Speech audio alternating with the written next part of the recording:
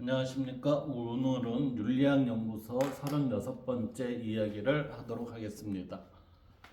윤리학연구소 36번째 이야기는 고등학교 고전과 윤리에서 고전과 더불어 사는 삶 이렇게 되어 있거든요. 예, 고전과 더불어 사는 삶, 그래서 노노 인간다움으로서의 인의 마음과 실천 이렇게 되어 있습니다. 예, 거기 이제 단원의 제목이 노노라는 큰 제목이지만 거기에 소 단원으로는 인간다움으로서의 인의 마음과 실천. 그래서 단원 속에는 인간다운 인간은 그랬어요. 그래서 어떤 인간다운 인간은 어떤 인간일까? 중복이 됐네요. 어떤 인간일까? 인간답다는 어떤 의미를 담고 있을까? 그리고 공자는 인을 통해 그랬어요. 인을 통해 인간다움을 설명하였고, 인은 다른 사람을 아끼고 사랑하는 마음에서 비롯된다. 그러니까 인이라는 마음은 인이라는 것은 다른 사람을 아끼고 하니까 애인 사랑하는 마음에서 비롯된다라고 하니까 이게 단초가 된다는 얘기죠. 단초. 인이라는 것은 내가 다른 사람을 아끼고 사랑하는 마음에서부터 시작이 됩니다. 이러한 공자의 인사상은 유교 사상의 근본으로 자리 잡았고 조선시대를 거쳐 오늘날에도 우리의 삶에 커다란 영향을 미치고 있다. 그래서 이 단원에서는 공자의 논어를 통해 그의 인사상에 담겨있는 도덕적 가르침을 탐구해보고 구체적인 삶에서의 인의 실천 방법들을 모색해본다. 이렇게 되어 있습니다. 그래서 이 단원에서는 어떤 것이 성취 기준이냐면은 인에 담긴 뜻을 이해하고 현대사회에서 인을 실천하기 위한 방안, 그러니까 이해를 하고 거기에 실천을 한 방안을 탐구하여 제시할 수 있도록 하는 것이 우리는 논어에 있어서의 인이다라고 하는 거죠. 공자의 생애와 논어 속의 인간관 여기에서부터 한번 살펴보도록 하겠습니다.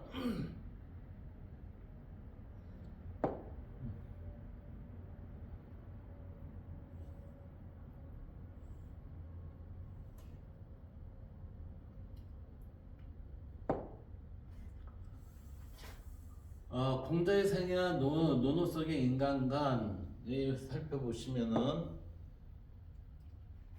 공자의 생애는 공자 기원전 551년에서 기원전 479년이거든요. 그러니까 BC 4세기예요. BC 4세기. 이때 BC 4세기에 위대한 우리는 성자들이 많이 태어났습니다. 그때 우리는 석가모니, 그 다음 소크라테스, 이 공자, 노자 이러한 사람들이 4세기의 사람들이에요. 4세기. 그래서 이름은 구이고 따라서 이제 공부 이렇게 불리기도 하죠. 자는 중리이며 노나라에서 태어났어요. 그래서 어린 시절 아버지가 돌아가시고 어머니 혼자 공자를 키웠다고 한다. 그래서 공자에게 특별한 선생님은 없었고, 그러니까 어떻게 한 거예요? 스스로 학습을 했다는 얘기예요. 스스로 학습. 자학을 했다는 거죠. 자기 스스로 학습을 했다. 스스로 깨닫고 배웠다. 이렇게. 사기 공자세가에 의하면 일찍이 제사놀이를 즐겨 하였다. 이 얘기는 결국은 뭐죠? 우리는 놀이라는 거는 우리 주변에 있어서의 흔히 찾을 수 있는 것들을 주로 놀이로 사용하거든요. 그러니까 환경의 중요성을 여기서도 살펴볼 수가 있어요. 기록되어 있다. 또한 논어에서는 공자가 어린 시절 가난하였기 때문에 생계를 유지하기 위해 다양한 활동을 하다 보니 이 사소한 일에도 많은 능력을 발휘할 수 있었다고 하였다. 자, 다양한 활동을 하다 보니 이 얘기는 결국은 뭐예요? 공자도 역시 평범한 한 인간으로서 자기가 살아가는 생활 환경에서 적응을 하며 살아가려고 노력을 했다라는 모습을 위해서 살펴볼 수 있습니다. 성년이 되어 창고 곡식의 출납을 담당하는 위리가 되었습니다. 그러니까 국가의 이제 관리가 되었다는 거죠. 초국 관리. 그래서 그 계산이 정확하였다고 전해진다.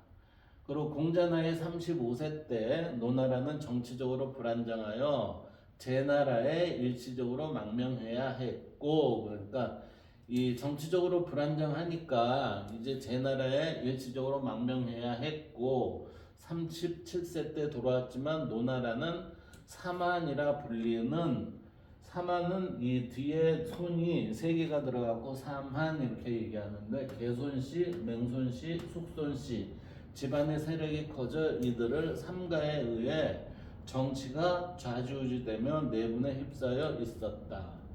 이러한 상황에서 공자는 정치의 뜻을 두지 않고 제자를 기르는데 전념을 하였습니다. 그러니까 이제 제자를 기르는데 전념을 한 나이가 48세에서 51세 이 사이라는 거죠. 그래서 이 제자를 기르는데 한 3년간 생활을 하시다가, 그리고 공자 나이 52세에서 56세의 기간에는 사공대사구라는 높은 벼슬에 올랐습니다. 자, 여기에서 높은 벼슬에 올라 평소 뜻했던 이상 정치를 펴보려고 애썼지만 그 시대의 정세나 주변의 여건이 도저히 허락되지 않아 끝내 단념하고 위나라로 떠나고 말았다 그랬습니다. 자, 이때 이상정치라는 거는 이분이 얘기한 대동사상이겠죠. 이게 대동사상. 대동사상인데 여기에 우리 그 지금 위리와 사공 대사구라는 그 벼슬의 정도를 한번 살펴봅시다. 위리라는 거는 지방 관아의 속리, 그래서 창고지기와 같은 일을 위리라 했고, 사공이라고 하면 이건 정일품 정도의 관료니까 우리의 정부 내에 있는 정일품 정도면 요즘은 저희 장관급 되나요? 그러한 역할을 했었다는 거고, 대사구라는 거는 요즘 형조판사에 해당이 된다는 자리니까 법무부 장관 정도가 된다는 얘기겠죠. 그러면서 이 세상을 좀 바르게 많이 해보려고 노력을 했는데, 이게 뭐라고 그랬어요? 시대의 정세나 주변의 여건이 그랬어요. 시대의 정세나 주변의 여건이 어떤 일을 하는 데 있어서 그 일을 하는 데 있어서 개인이 혼자서 이루어질 수 있는 일이 있고 공동체가 단합해서 이루어야 할 일이 있습니다. 그런데 지금 사공과 대사구라는 직책은 공자한테 한 개인으로 주어졌고 역할을 부여를 했죠. 이 역할을 동기 삼아서 그 대동사상 이상정치를 하려고 했으나 어떻게 돼요? 이 정부에는 여러의 관료들이 있다 보니까 그 관료들 사이에 서로 간에 이제 힘겨루기가 있겠죠. 그러면서 그 시대의 정세나 주변의 여건이 도저히 허락되지 않으니 이거는 아닌가 보다 하고서 이제 끝내고 위나라로 떠나고 말았다 이렇게 되는 거죠. 여기에서 이후 10여 년 동안 2, 30년을 위해 천하를 두루 다니며 가르침을 했지만 정치적으로 얻은 것이 없었다. 지금 여기에서 보면 공자 나이 사공과 대사구라는 이러한 것을 이제 노나라에서 하다가 도저히 그 나라가 정치가 잘 안 되니까 이제 위나라로 떠난 이후 이제 10여 년 동안 자기를 써줄 사람을 찾아서 이제 돌아다닌 거죠. 그거는 뭐 때문에 그러냐면 이상정치의 실현이 될 수 있는 국가가 어디가 될까 하면서 이제 다녔었는데 이때의 시절이 뭐냐면 공상가구의 시절이에요. 공상가구. 공자는 상갓집 개처럼 돌아다니면서 먹을 거를 구걸하듯이 이러한 시대를 추구하였는데 아무도 공자의 이상을 받아들일 수 있는 국가도 없었다. 이렇게 보는 거죠. 그래서 68세 때 조국 노나라로 다시 돌아온 공자는 제자를 양성하는 일에만 전념하기로 결심하고 남은 희망을 미래 세대에게 모두 걸며 교육자로의 삶을 살게 되었다. 하면서 이때 68세 이후로는 어떻게 돼요?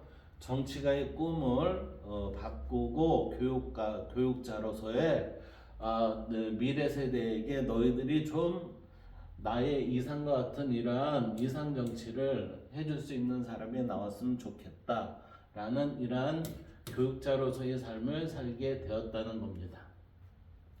자, 공상가구, 공자가 집 잃은 개와 같은 신세, 즉 정착하지 못한 그러한 모습을 우리는 공상가구 이렇게 얘기를 한다고 합니다.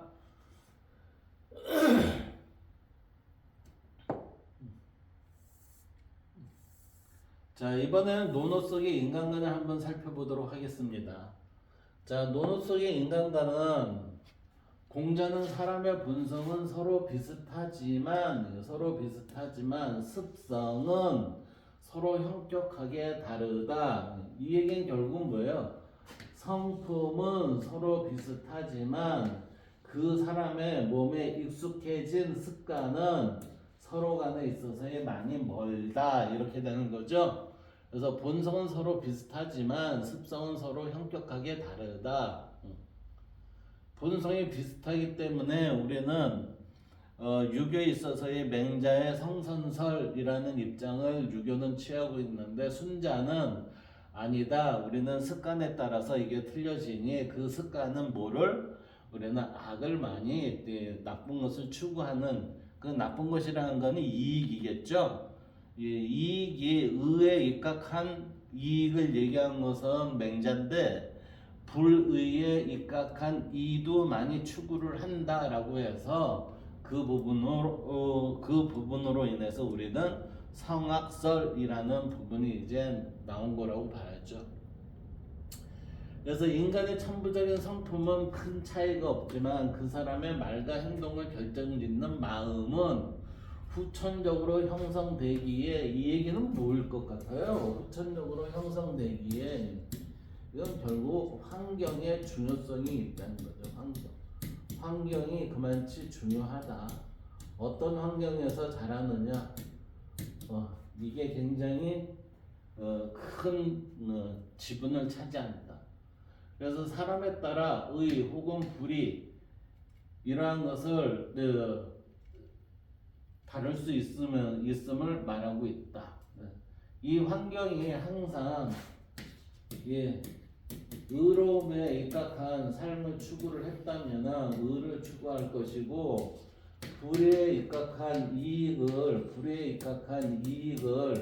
많이 추구해왔고 이익을 봤다. 그래서 우리는 걸리지만 않으면 된다. 이렇게 해도 된다라고 하면 불의를 많이 행하겠죠. 따라서 그 사람이 어떤 환경에서 자랐느냐에 따라서 우리의 정, 부정, 의, 불의에 내가 접근하는 태도도 틀려진다고 봐야죠. 그래서 또한 공자는 인간이란 원래 그 자신 속에 선천적으로 타고난 자질이 있으며 이것을 개발하여 인격을 갖춰야 함을 강조하고 있다. 자, 이거는 개발을 하지 않으면 어떻게 돼요? 개발을 하지 않으면 썩혀갖고 이게 드러나지를 않는 거죠. 개발이라는 거는 우리가 뭔가 없는 것을 찾아내는 게 아니라 있는 것을 내가 밖으로 드러내는 그러한 작업을 해야 된다는 거죠. 그래서 진실로 인간다운 품성을 조화롭게 발전시키기를 기대하였다. 그 자신 속에 선천적으로 타고난 그랬으니까 애당초 주어졌던 그 천성을 그대로 자연스럽게 밖으로 드러내는 작업만 잘 개발되었다면 우리는 어떠한 삶? 품성을 조화롭게 발전시키기를 기대하는 삶을 살 수 있을 것이다. 이렇게 공자는 보고 있습니다. 그래야 공자는 인간다움을 담고 있는 상태, 자, 인간다움을 담고 있는 상태를 인으로 설명을 하였고, 사람들이 인의 실천을 통해 인격을 갖춘 군자다운 삶을 살아가기를 희망하였다 그랬어요. 자, 여기에서 한번 봅시다. 인간다움을 담고 있는 상태를 인 그랬어요. 어떠한 상태를 인이라고 표현을 합니다. 이러한 인의 상태를 그대로 우리의 현실에 드러내는 작업을 우리는 뭐라고 얘기해요? 그것을 우리는 실천이라고 합니다. 이때 이 실천은 내가 행하는 거죠. 행하는 거. 내가 행했다면 그 행함을 통해서 우리는 군자다운 삶을 살 수 있습니다. 라고 해서 인을 제대로 실천하는 사람을 뭐라고요? 유교에서는 군자 이렇게 표현을 하고 있다는 거죠.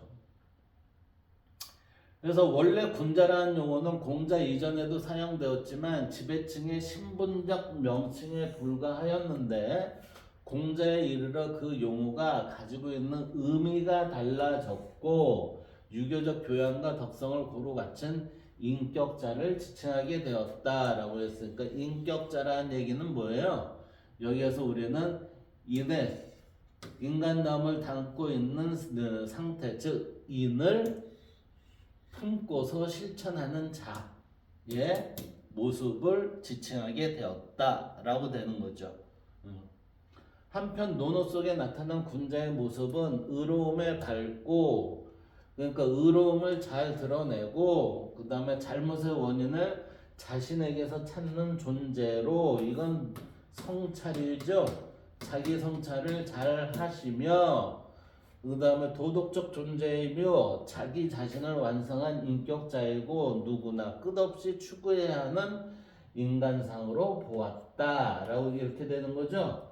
따라서 군자는 유교에서 반드시 우리가 인간으로서 살아가려는 그 모습이 드러나는 상태를 우리는 군자 이렇게 표현한다는 겁니다. 그래서 군자와 상대적으로 대비되는 단어가 소인입니다. 여기서 보면 논어 속에 나타난 군자, 논어 속에 나타난 군자는 지금 의에 밝고 잘못의 원인을 자기에서 찾는 존재로서 도덕적 존재이며 그랬어요. 도덕적. 이때 도와 덕이라는 걸 뭐라고 제가 말씀드렸냐면, 도는 나를 아는 것이고 덕이라는 거는 나와 상대와의 바람직한 관계를 우리는 덕이라고 얘기를 한다고 그랬어요. 따라서 도덕이라는 거는 나와 상대의 바람직한 관계를 실천하는 것을 우리는 도덕이라고 그렇게 전편에서 제가 말씀드렸습니다. 그래서 자기 자신을 완성한 인격자이고 누구나 끊임없이 추구해야 하는 인간상으로 보았다. 그러니까 우리가 사람으로 태어나서 한 인간으로 성장을 하는데, 이 인간으로 성장이 됐을 때 제대로 성장이 되면 그를 우리는 군자라고 하고, 이 군자가 뭐예요? 여기에 보면은 자신을 완성한 인격자이고 그 다음에 누구나 추구하는 인간상으로 보았다. 근데 우리는 유교에서 누구나 추구하는 인간상, 그게 뭐였냐면 성인 그랬어요. 성인. 따라서 우리는 군자의 이 성인의 일반화된 모습, 성인의 일반화된 모습을 우리는 군자 이렇게 부를 수 있지 않을까라고 생각을 해보고 그 다음 우리는 현실에 있어서의 이러한 사람을 뭐라고? 제가 보통 사람 그랬어요.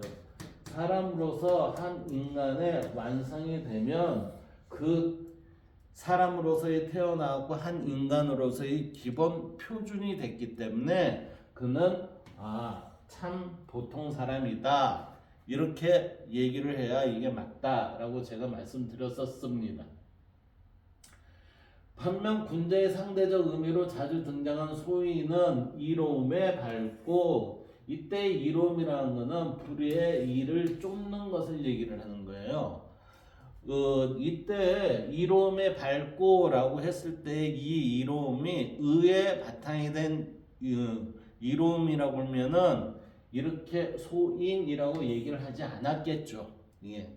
그래서 소인의 의미는 이로움에 밝고 잘못된 원인을 남에게서 찾는, 그러니까 불성찰적 존재, 그러니까 자기 성찰이 아니라 남한테 핑계를 대고 쟤 때문에 그래요, 저 사람 때문에 그래요, 우리가 아니라 저 상대들이 먼저 그랬어요, 뭐 이런 식으로 이유를 대는 거.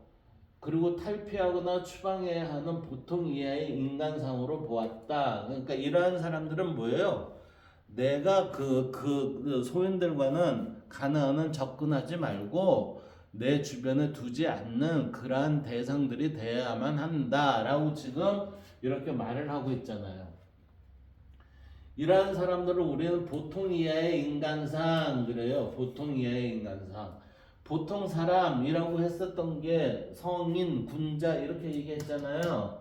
그럼 이때 보통 이하의 인간상이라고 하면은 제가 말씀드렸듯이 사람은 태어나면은 동물과 동일해요. 동물. 근데 사람으로서의 인격적 성장이 되면 여기에서 이 동양의 유교에서는 인의 상태를 유지합시다. 인의 상태를 유지하면 뭐가 돼요? 인간이 됩니다. 인격체인 인간이 되는데 이 인격체인 인간이 곧 우리는 군자라고 하고 이들을 우리는 성인이라고 이렇게 부를 수 있으며 저의 말로 의하면 보통 사람이 됩니다. 그래서 이 보통 사람이 되지 못하는 자들은 보통 이의 인간상 이들을 뭐라고 하냐면 사실은 동물, 짐승, 악마 이런 식으로 해서 우리는 사람 같지 않은 이들 이렇게 얘기를 할 수가 있어요. 그렇기 때문에 우리는 이러한 인간상들을 인면수심해서 얼굴은 사람인데 마음에는 가득 짐승들이 드러나 있는 모습이 되는 사람들을 인면수심의 동물이나 짐승으로 보았다 이렇게 되는 거죠. 그래서 요즘 우리는 다른 시대보다도 요즘 시대에 있어서는 인간과 동물, 인간과 짐승들이 같이 어울려 살고 있는 그러한 혼란스러운 시대로 이 말에 의하면은 표현할 수 있다는 거죠. 이게 보통의 인간들과 우리의 보통 사람들이 같이 어울려 사는 것. 한마디로 짐승과 인간들이 어울려 사는 공동체가 됐다는 거죠. 그래서 인간이 지도자가 되면 좀 더 세상은 좋아질 것이고 짐승이 지도자가 되면은 그 세상은 아주 아수라가 되겠죠. 예.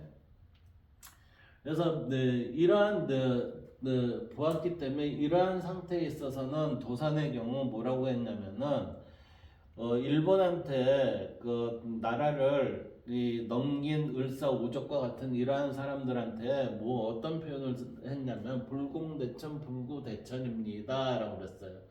함께 하늘을 이을 수가 없다. 하늘에 살 수가 없는 자들이다. 이렇게 표현한 거예요. 그러니까 여기에서도 공자도 지금 이렇게 표시가 되는 게 결국은 보통 이하의 인간상으로 보았다. 이들은 사람들과의 한 하늘 아래서 살 수가 없습니다. 하니 과거에 있어서의 저런 부족 국가, 만약 부족 국가의 시대였다면 뭘 했겠어요? 추방을 했겠죠. 추방. 그래서 이 영역 안에는 절대 너희들은 들어오면 안 된다. 만약 들어왔을 때는 살해될 가능성이 있다. 이런 식으로. 그러니까 이게 불구대천이에요. 이게 함께 하늘을 이고 살 수가 없다. 이렇게 됩니다. 지금도 이런 사람들이 있잖아요. 결국 군자는 하늘의 이치를 알고 그것을 본받아 사람의 도리는 도덕의 시련을 다해 하늘을 우러러 부끄러움이 없고 땅을 굽어봐서 거리낌이 없는 이게 신독의 자세죠. 그런 사람이 되는 것이다 라고 지금 얘기하는 거죠. 자, 유교에서의 군자라는 게 어떤 모습인가 지금 다시 한번 살펴봅시다. 유교에서의 군자는 자, 군자는 지금 이로움에 밝고 이 반대니까 뭐예요? 의에 밝고 잘못된 원인을 남에게 찾는 게 아니라 자기 성찰적 존재로 스스로 그리고 탈피하거나 추방해야 보통의 인간상으로 되는 게 아니라 자기의 인간의 모습, 이내 실천자의 모습으로 인격자로 드러난다 이렇게 되는 거죠. 그런데 이제 소인은 상대적 의미로 자주 드는 소인은 뭐냐면 의보다는 이에 밝고 잘못된 원인을 남에게 찾는다. 그러면서 탈피하거나 추방해야 하는 보통 이하의 인간상으로 보았다. 그것은 사람인데 짐승의 마음을 가지고 있는 그런 자들을 우리는 소인 이렇게 본다는 얘기죠. 그래서 이 소인들과 군자는 불구대천을 할 수밖에 없다라고 이렇게 보는 겁니다. 그래서 결국 군자는 하늘의 이치를 알고, 하늘의 이치라는 건 천리죠. 천리를 알고 그것을 본받아, 천리를 알고 그것을 본받아, 본받은 게 그게 뭐죠?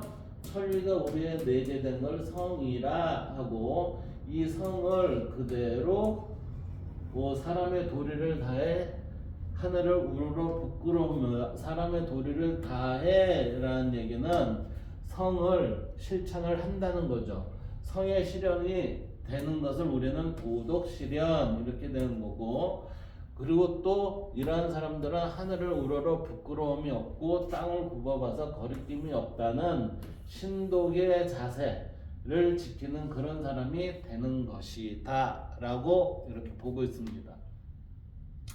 이런 관점에서 공자는 일반 사람들도 군자가 되기를 게을리하지 말아야 할 뿐 아니라, 뭘 게을리하지 말라는 얘기예요? 군자가 되는 거죠. 군자가 되기 위해서는 경물치지와 호연지기의 자세를 지켜야 합니다. 사물의 이치를 바로 꿰뚫을 수 있는 그러한 정견의 입장. 경물치지라는 거는 엄밀히 얘기하면 정견의 입장을 갖는 거예요. 정견. 그 다음에 호연지기, 이거는 결국은 뭐죠? 우리는 용기가 있어야 된다는 거예요. 피하지 않는 용기. 따라서 자기 완성을 위한 끝없는 노력, 자기 완성을 위한 끝없는 노력이라는 거는 극기복례와 수기의 안인을 통해 성인이 되기를 희망해야 한다고 가르쳤다. 극기복례, 자기의 이욕을 제어를 하고 예로 천리를 회복하는 거, 그 다음에 수기의 아닌 나를 잘 닦아서 다른 사람들도 편안하게 해줄 수 있는 거, 이게 결국은 우리는 뭐냐면 자리이타예요. 자리이타.